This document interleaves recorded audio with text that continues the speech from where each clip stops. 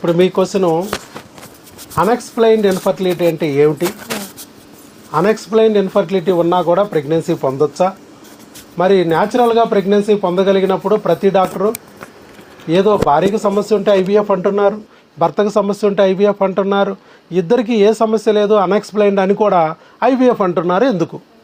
Unexplained infertility అని ఐవీఎఫ్కి వెళ్ళినా అది కూడా పోద్ది, అప్పుడైనా మళ్ళీ అన్ఎక్స్ప్లెయిన్డ్ అంటారు.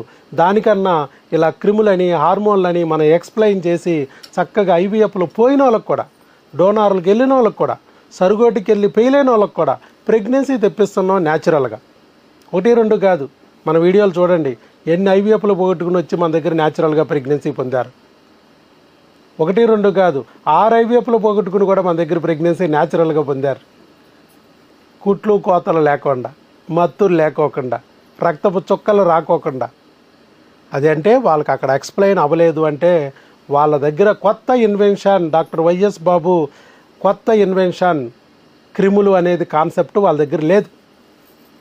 అది ప్రాబ్లం.